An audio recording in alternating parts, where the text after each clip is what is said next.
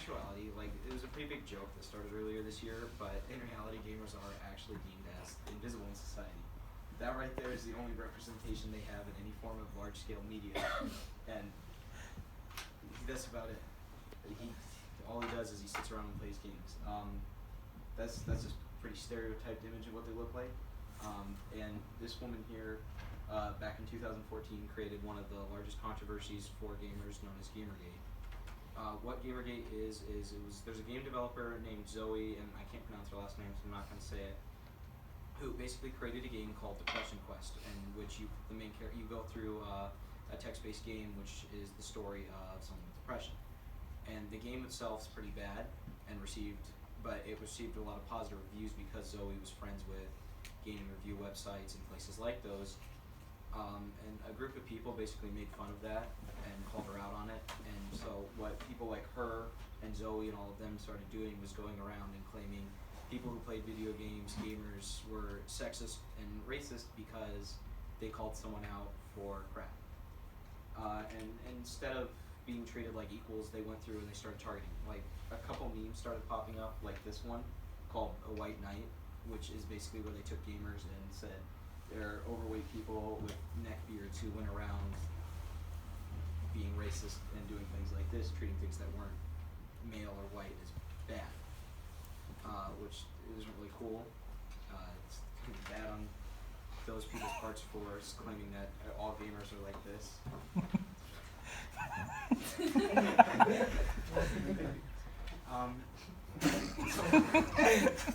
So there's context to this image.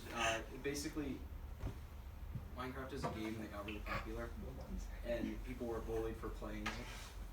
Minecraft in itself is a game. You dig a hole, collect materials, and build a house. That's the entire game.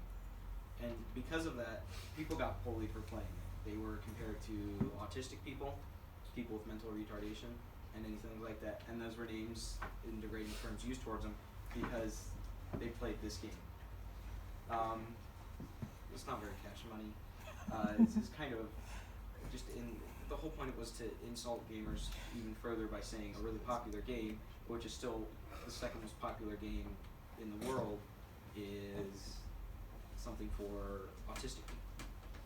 And that. Alright, so this. So wait a minute, what was for autistic people? They basically were comparing people who played Minecraft with people. Okay, that's what I thought.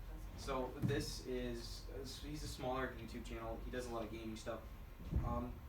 He basically, I just have the image of him with a gun to talk about this. Earlier this year, there was a mass shooting, and the person who did it was at one of the Madden football tournaments.